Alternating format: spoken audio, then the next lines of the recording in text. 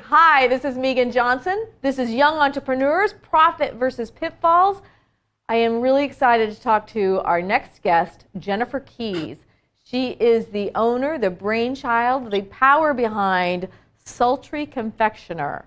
And I will be honest, I read about Jennifer last week in a local magazine. And when I saw some of the images of her cakes and her creations, I just about fell over because they didn't even look real. They were just so incredible. But we're going to hear Jennifer's story, how she went, and this is what I thought was really intriguing, how she went from being a decontamination technician at a power plant to the woman behind Sultry Confectioner. Hi, Jennifer. Hi, Megan. How are you? I am great. I'm so happy to have you here. Again, I've been looking at pictures of your cakes all week. I can't wait to have an event so I can order one. Tell us a little bit about how you, again, went from being a decontamination technician at a power plant, which I didn't even know, I don't even know how you even would do that, to becoming the woman behind Sultry Confectioner.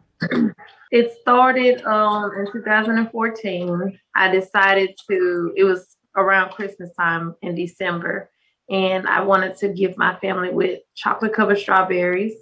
I started dipping them, and then I gifted them to my family, and then I posted them on my social media, and that's when orders started coming in.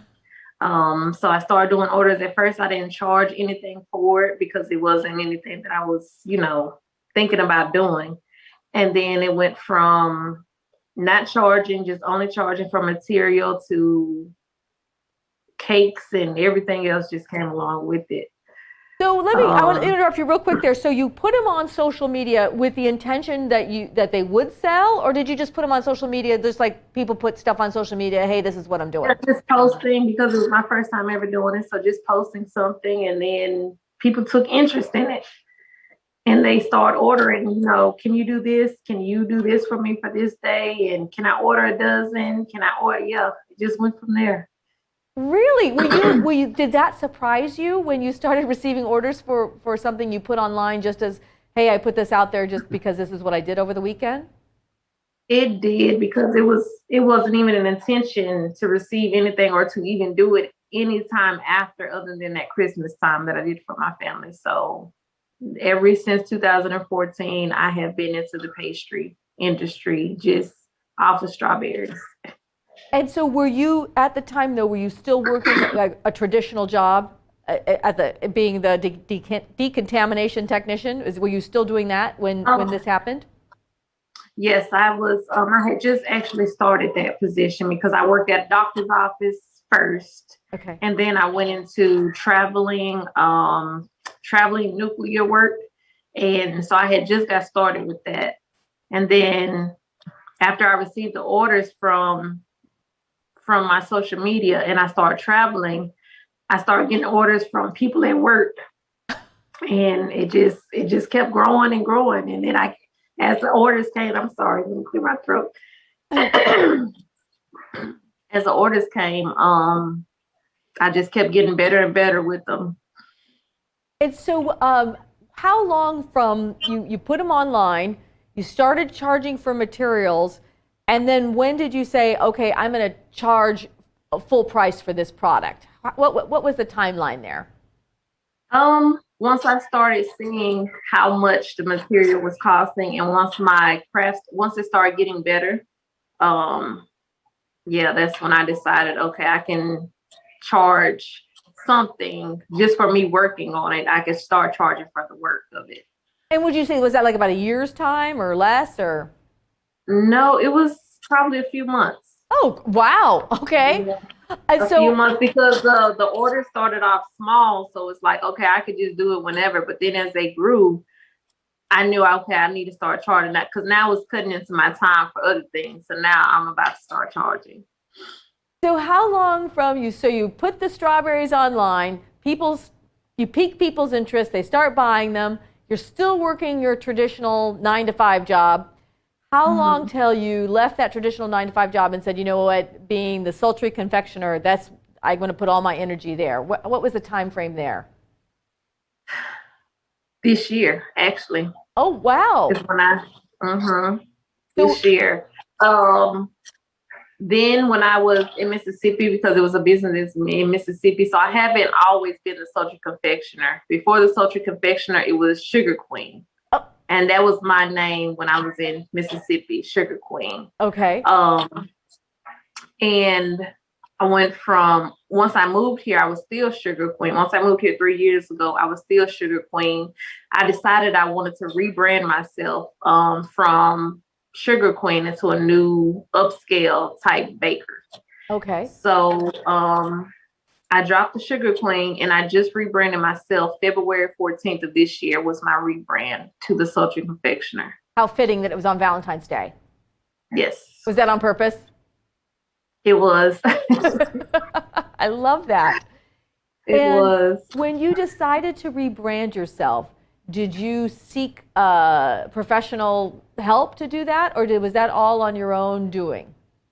Yeah, it was all of my own doing. I had someone that I met when I first moved here to Arizona. Her name is Nick Fields. I met her and we kind of like together came up with the name the Sultry Confection after I told her this is the type of image that I wanted, because I wanted to take away the modern day baker where you see the person in the kitchen with an apron and a hairnet and all that. I was trying to take that away, the image of a baker, and turn it into someone who's classy and upscale and luxury. So that's where the name Sultry came in at. So, this is interesting. So you felt that the kind of the image of the sugar queen was the traditional, person in the bakery baking, with the, as you said, the hairnet on and the apron, and you wanted to make it look sexier, is what I hear you saying. Yes, And yes. what and this is what I really enjoy when I'm talking to entrepreneurs is understanding this. What gave you that idea? Was it something you saw, something you thought about? It just came to you? Like what made you decide I want to go from the image of the hairnet person baking to the sultry confectioner? Um, it is pretty much like a personality thing. I like having my hair done. I like having my nails done. I like dressing up. The styles of my cake designs went from basic to upscale luxury. Okay. My packaging is packaged into a clear, pretty much a clear gift box. It's not the regular white box that you see in bakeries. It's I wish I could show it to you, but it's in a upscale gift box. Everything about my design is pretty much upscale and luxury. So that's where Sultry came in at, just by me thinking about how my design has leveled since I've changed my name. Okay. So you changed your name, and then you said it was this year that you left your mainstream 9 to 5 job. Yes. All right. How has that transition been? Scary. It's been a roller coaster of Okay. emotions. So, um, but it's been wonderful. Huh? I can work when I'm on my own time. Um, I can attend more of my kids' activities now. I can pretty much work with who I decide I want to work with now. So Um, it's been wonderful. and when you say you decide who you want to work with, are you choosy about who you work with? Because I think that what you're saying is very insightful to other entrepreneurs, because I think sometimes young entrepreneurs, they begin and it's like, well, I need to work with everybody. But I sometimes think we need to be selective about the people we work with. How did you make that decision? I am very selective of who I work with. And I think it's Sugar Queen. She worked with everybody. That's why I knew it was time for the name change, because Sugar Queen, no matter what cake design that was given to me that somebody would want, I would create it. No matter, even if I didn't like the design myself, I would just create whatever they asked me. Sugar Queen the Sultry Confectioner creates only what she's comfortable with creating, a design that she would like to put her name to be represented to. And that's where it narrows out who I work with now. Oh, so let's say a customer comes to you and has a design for a cake, and it's a design that you don't like for whatever reason, you'll say no to that person? I will. I will refer them to someone who I feel fits them better. Like cartoon character cakes doesn't fit my brand anymore. So Okay. I won't do any more cartoon character cakes. I will refer them to someone who I know that is their, avenue. But the Sultry Confectioner, because of the name, Mhm. cartoon character cakes does not fit the image of the Sultry Confectioner. I don't think I want to see a sultry cartoon character. I don't. Yeah. I agree with you on that one. So let's, if you don't mind, let's back up a little bit. I'm jumping ahead. You started out with the strawberries. Do you still do strawberries? Because what I hear you talking about now are cakes. So at this point, I was pretty much still trying to figure out what it is that I wanted to do. So I was all over the place. I was from strawberries. I did like custom made clothing designs for kids' birthday parties, like little tutus and designer shirts. Huh? I custom made like shoes. I did hair. I was all over the place. So I continued with strawberries. I continued to do a whole lot of all the other things, and I was just trying to find out what it is that I really like doing until it just started wearing me out.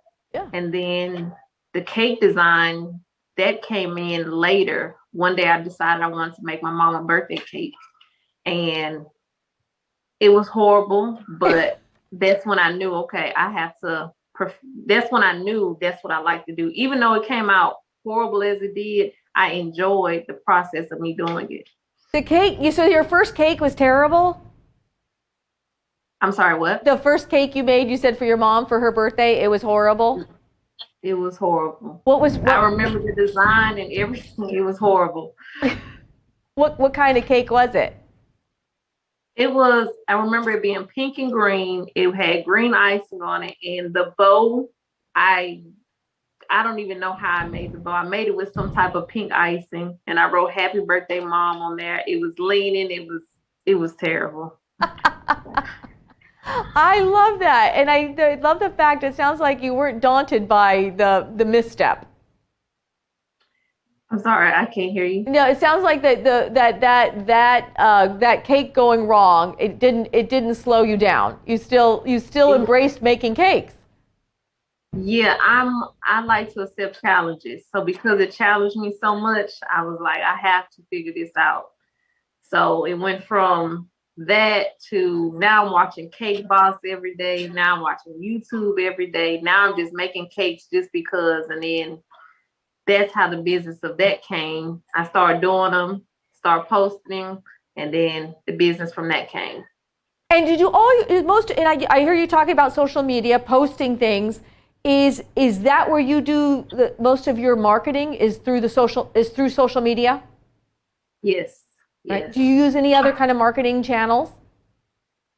No, just social media, Instagram, Facebook, and that's pretty much it. All right. So and you said you watch Cake Boss. Is that what I heard you say? Yeah. I love that show. Yeah. That's a great show. So you decide I'm going to get better at making cakes. You start watching YouTube videos. Was there anything that when you're watching those videos, was there anything that took you by surprise? You're like, well, I didn't know to do that, or I had never thought of doing that. When it came to stacking a cake, okay. I thought you just put cakes on top of each other. I didn't know you had to support it with, the dowels and the cake board and all of that. So that was a challenge to me. That's something I didn't know. So the next cake I did after my mom's cake, I was pregnant with my daughter and I had a baby shower. I made my own baby shower cake and I stacked it, and it was horrible still. But it tastes good though. Okay. And yeah, that was the next cake that I remember doing. And that was a big challenge because it was a 3-tier cake and it was fondant. Anybody who's a beginner, fondant is not the first thing to learn how to do. It was very challenging, but I took pictures of it, and for some reason, I got an order from that cake. Oh, yeah. Yeah. And so you talked about watching YouTube videos. It makes me ask. So you did not go to pastry baking school? No. No. So you're completely self-taught. Yep. Wow. 100%. Wow. Mm-hmm. And you said that what was tricky? Fondant? Fondant. Like the layer that, what is it? Like it turns hard after you put it on there. I don't know how to really explain it, but it's like a layer that goes over the icing of the cake. Oh. Now, you did share with me, though, that your kids don't like cake icing. Yeah, they don't. That's just, that there's something wrong with them. How, how But do you, it's crazy because I don't either. you don't either? You don't like cake icing? I don't. Oh, does your husband? Like I'm in the kitchen all the time baking. I bake everything and I don't eat it. Have you just grown tired of it? No, I never did. You never? I never did. Mm-hmm. Does your husband at least like cake icing? Yeah, he does. All right. So he's the winner. He's the winner in this scenario. Yeah. So tell me in this process from, posting on social media, what did you have anything go wrong? Anything like, wow, that really was a flop. I think I jumped into taking orders. I thought that caking would be as easy as when I got the orders for the strawberries, Mm-hmm. and I was wrong. So I was taking orders for cakes, doing them the day before, the same day, like I was a professional. And someone picked their cake up, and she just flat out told me, "This cake is ugly. I hate it. I want my money back." Oh, she said that to your face? She told me that to my face. Yep. Oh. She didn't even take the cake, actually. She did not take the cake. Oh my gosh. How did you handle that? I mean, of course, I was very apologetic to her. I gave her money back. I cried for like 2 days, and I kind of like stopped doing it, but I sulked about it for about a good week. Uh-huh. And after that, that's when I just started practicing. Before I stopped taking anybody's order, I stopped taking anybody else's money. I just started practicing. Wow. We're actually having a big storm here, so there's a big, huge thunder just rolled through. I don't know if you heard that. So you had this woman give you negative feedback about your cake. A customer refused the cake, and then you stopped taking orders. And what I hear you say, you just started practicing more on your cakes. Yeah, it pretty much fueled me because I don't know. I felt like it wasn't. I felt it wasn't nothing wrong with the cake, and that's where it comes into where you're dealing with other people, where you're dealing with the public, like the way you view something, someone else doesn't view it. So I thought it was okay, but she thought it was horrible. And I guess at that time I had the mindset, well, I'm just starting, so people should understand that. Uh-huh. But no, she did not understand that part at all. She just was like, I don't like it. I want my money back. Oh, wow. What'd you do with the cake itself? I threw it away. Oh, I hate to see any cake die. I threw it away. And that was the procrastination part where I was talking about, like, I procrastinated a lot. Like, I've always wanted to be a business owner because the first thing I ever did was do hair. And I did hair like forever. So I've always known I wanted to be a business owner, but I thought it would be into hair. But my procrastination was terrible. I would wait to the very last minute to do anything. That's even for schoolwork, like anything. I was big on procrastination. Uh-huh. And once I started growing into, okay, this is really what I want to do, I knew I had to change my mindset with getting things done in a timely manner because things happen. And I've had incidents where I procrastinated so much to where when something went wrong, I didn't have time to go back and fix it. So it taught me a big lesson. I am guilty of procrastinating. Yeah. I empathize with you there. So and what did you do to you recognized in yourself that procrastinating was something you needed to work on. How did you tackle that procrastination? How did you decide I won't I mean, because I could think to myself, I'm not going to procrastinate, and I'll work on that later. But that would be me. When I had multiple customers that were upset with how their cakes turned out. Okay. Yeah, that pretty much stopped me to where I'm like, if this is something I really want to get into and it's something I want to do, procrastination has to leave. Like, it's no way I can do this type of business waiting until the last minute, because things go wrong when doing cakes. I've had so many things go wrong. My oven has gone out. I have dropped a cake from transferring from my refrigerator to the countertop to decorate and had to bake it all over again. I've had a lot of incidents. So procrastination, because I procrastinated so much, I didn't have time to go back and fix it. And then when I did fix it, it wasn't my best work. So dealing with things like that, it really broke that it broke that cycle for me. Oh gosh, yes. Oh, dropping a cake. Oh my gosh.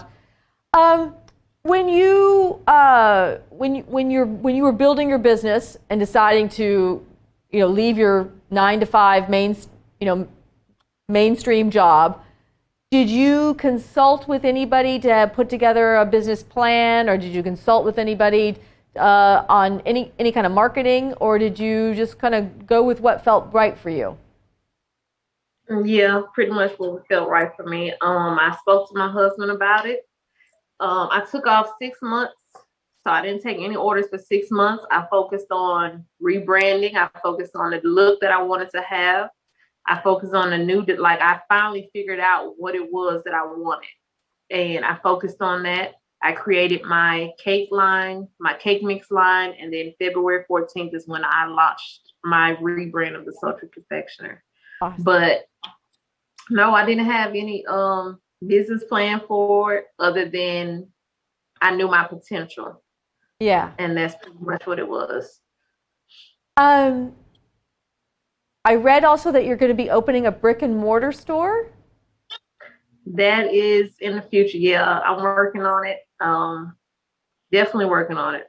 Okay. And what do you visualize that people would come in and to pick up the cakes, or is this where people would come and like have a slice of cake? I want it to be a sit down eatery area. Oh wow. I want it to be like a bistro feel. Like, my image of the Sultry Confectioner and how I operate in business, it's like I consider I call myself, I only tell my husband this though, the Marilyn Monroe of cakes. I like her style of black and white and red. So that's pretty much my feel of that 1970, 1960, 1970 type vibe. Gotcha. So it would be like a sit down eatery, music, soft music eatery. You can come in, you can drink your coffee, you have your tea cake and stuff like that. Now I'm hungry again. That sounds really good. Jennifer, what advice would you give to other young entrepreneurs who are either thinking of starting their business, or maybe they're at the point you were earlier this year where they're still working the mainstream 9-to-5 job and they're thinking about making that leap to make their business their 100%? What advice would you give them? Stay consistent. Be patient. Do not procrastinate, and to never give up. My main advice that I tell anyone is to never give up. Like, daily I post, or weekly I post where my cake started versus how they are now, as a motivation to people. Like, if I can do it, you definitely can. Because I was the biggest procrastinator nobody would ever thought I would be where I am right now with how much of a procrastination person I was. Really? So Being a procrastinator myself, I'm feeling very optimistic listening to you talk about that you got over being a procrastinator. It was bad. Like I cannot I it was bad. And I guess that's one of the main memories that I can remember as when I first started is how bad procrastination held me back. Like I could be so much further than I am right now had I had the same mindset I have now than I did then. So what would you say your mindset, if your mindset was procrastination in the past, what would you say your mindset is now? Get things done. Yeah. Waiting to do it is not going to stop it from it needing to be done. So just get up and do it. That's terrific. Yeah. I also noticed on your website that you offer cooking classes. Is that correct? Or baking classes? Yep. Okay. And are those done in person or were you doing them virtually during the time of COVID? Yeah, both. I do in-person one-on-one sessions. Was doing the virtual, like a lot of people, like I've had people from the Bahamas to even message me and say they wanted to do a class, but how would they go about doing it? So that's why I came up with the virtual for people who are out of state and didn't have the funds to fly here to sit with me. So I do virtual, like how we're talking right now. Okay. I have a cake in front of me. They have a cake. I tell them the ingredients they need, how to make the cake. They make it, and I go over the Zoom with them. Oh, I bet that's great. Oh, wow. And I also noticed that you do offer assistance in other people branding, correct? Yes. I do branding consultations because it's a lot of people like they want to start their business or they're into their business, but they don't even know where to start, how to go by. Like I do shipping. I offer shipping a lot, so that's a lot of consultation that I do. A lot of people have questions about how do you ship from home. So a lot of people contact me to get information on that. On how to actually to do the actual shipping is what I heard you say. Yeah. I ship my product from home, like my cake jars and my cookies and my cake mixes, so I can ship them I ship them nationwide, actually. Okay. But I ship them right here from home. I create my labels, my shipping label, like everything I do here at home, and I ship from my house. That's perfect. Do you employ your kids on helping you? It's just me. My kids, when I have a big sale going on, my kids help me. Yeah. Oh, it's terrific. Yeah. Okay, so I don't want to keep you longer than I promised. Jennifer, if people wanted to get in touch with you, find you, learn more about your branding, your cooking classes, and especially those amazing cakes, how do they find you? You can contact me through website, www.thesultryconfectioner.com, by phone, 601-334-6650, or by email, thesultryconfectioner@gmail.com. And again, I encourage everybody to take a look at these cakes. They're just incredible. They're works of art. Thank you so much, Jennifer. This has been fun. This has been great, and I honestly can't wait. I'm trying to think of having a party so I can order one of your cakes. Anytime. All right. Thank you so much.